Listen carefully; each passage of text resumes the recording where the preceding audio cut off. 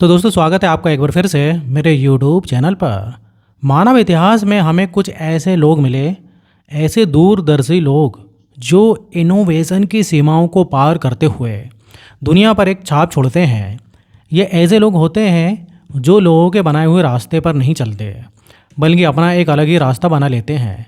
ऐसे ही एक आर्किटेक्ट हैं जो टेक्नोलॉजिकल रेवोल्यूशन, फिलैंथ्रोपी और जो है कमिटमेंट का दूसरा नाम है बिल गेट्स। जी हाँ दोस्तों, हम बात कर रहे हैं माइक्रोसॉफ्ट के फाउंडर बिल गेट्स की, जिन्होंने गैराज से ग्लोबल स्टेज तक का रास्ता अकेले ही तय किया है और कामयाब भी रहे। बिल गेट्स एक ऐसे व्यक्ति हैं जिसकी लाइफ से हमें बहुत कुछ सीखने को मिलता है।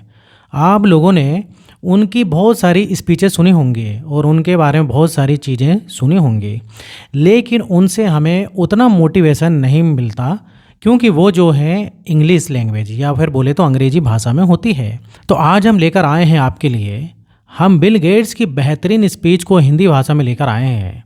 वीडियो को पूरा एंड तक ज़रूर देखिएगा क्योंकि अंत तक आपकी सोच एक साधारण सोच से बदलकर बिल गेट्स वाली सोच में तब्दील हो जाएगी। तो बिना टाइम वेस्ट किए हम स्पीच को स्टार्ट करते हैं। ध्यान रखिएगा, शब्द उनके हैं, आवाज़ मेरी है। बस 5 चीज़ें जो मैं चाहता हूँ कि मुझे ग्रेजुएशन के टाइम पर बताई गई होती हैं, जिसमें मैं कभी शामिल नहीं हुआ।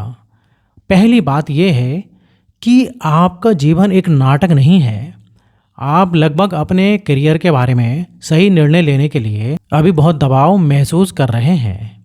ऐसा महसूस हो सकता है कि वो निर्णय स्थायी है, मगर ऐसा नहीं है। आप कल या अगले 10 वर्षों तक जो करते हैं, ये ज़रूरी नहीं है कि आप हमेशा वही करते रहें। जब मैंने स्कूल छोड़ा तो मैंने सोचा कि जीवन भर माइक्रोसॉफ्ट में काम करूंगा। आज भी मुझे सॉफ्टवेयर में अपना पार्ट टाइम जॉब काम करना पसंद है, लेकिन फिलैंथ्रोपी मेरा फुल टाइम जॉब है। मुझे हेल्थ, एजुकेशन और क्लाइमेट चेंज से जुड़े कामों में दूसरों के साथ काम करने में और अपना दिन बिताने का मौका मिलता है। अपना मन बदलना या दूसरा कैरियर बनाना ना केवल ठीक है, बल्कि ये एक बहुत ही अच्छी बात भी हो सकती है। दूसरी सलाह जो मैं चाहता हूँ कि मैं अपने ग्रेजुएशन की पढ़ाई के दौरान सुनता, वो ये है कि you are never too smart to be confused.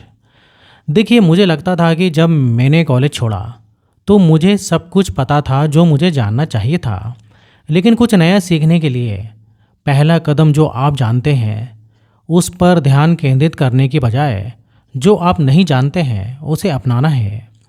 अपने करियर के किसी मोड़ पर किसी दिन आपके सामने ऐसी समस्या आएगी जिसे आप अकेले सॉल्व नहीं कर पाएंगे।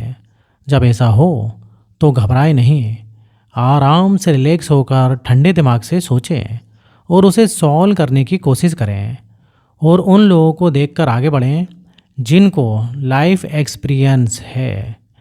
मैंने जो कुछ भी हासिल किया है उसमें दूसरों से ज्ञान प्राप्त करना शामिल है जो अधिक जानते हैं। लोग अपनी मदद करना चाहते हैं, लेकिन बात यह है कि पूछने से डरना नहीं चाहिए।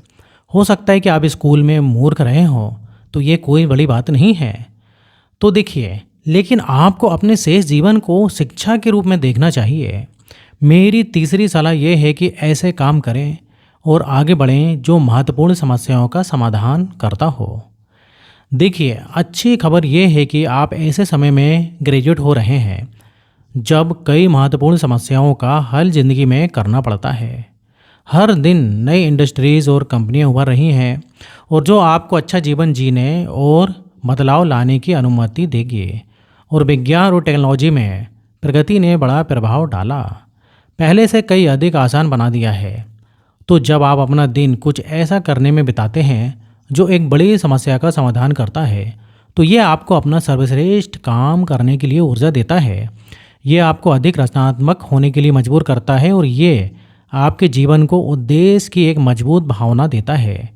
मेरी चौथी सलाह है, बहुत इजी सलाह है ये वैसे, फ्रेंडशिप की शक्ति को कम मत समझो।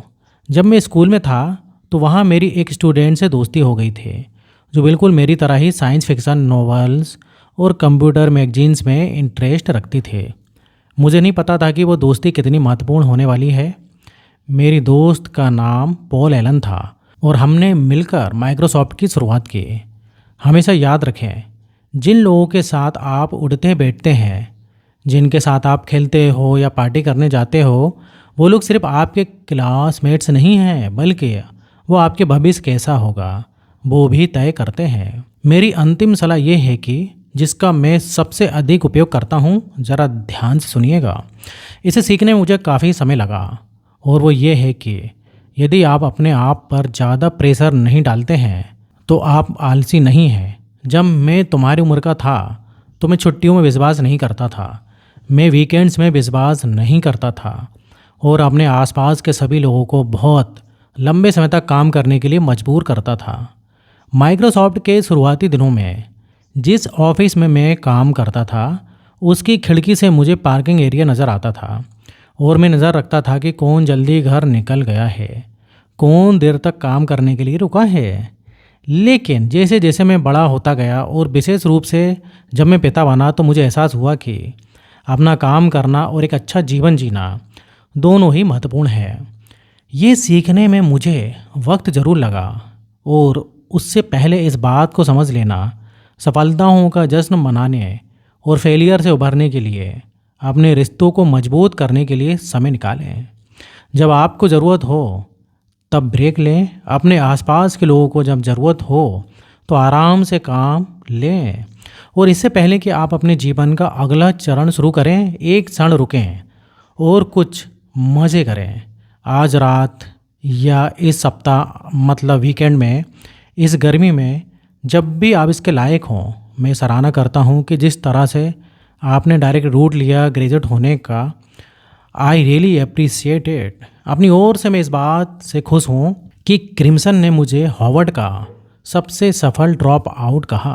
मुझे लगता है कि ये मेरी अपनी विशेष कक्षा का मान्यवर बनाता है। हार्वर्ड मेरे लिए एक बेहतरीन अनुभव था। मेरी एकेडमिक लाइफ बहुत खूब थी। मैं बहुत सी कक्षाओं में बैठता था जिनके लिए मैंने साइन ऑफ भी नहीं किया था। मेरे डोम कमरे में देर रात को हमेशा बहुत सारे लोग चर्चा करते थे, क्योंकि हर कोई जानता था कि मुझे सुबह उठने की चिंता ही नहीं होती थी। हार्वर्ड से जुड़ी मेरी सबसे बड़ी यादों में से एक ये है कि 1 जनवरी 1975 की है, जब मैंने कोरियर हाउस से अल्बुकर्क, न्यू मैक्सिको की एक कंपनी को फ़ोन किया जिसने दुनिया का पहला पर्सनल कंप्यूटर बनाना शुरू किया था। मैंने उन्हें सॉफ्टवेयर बेचने की पेशकश की।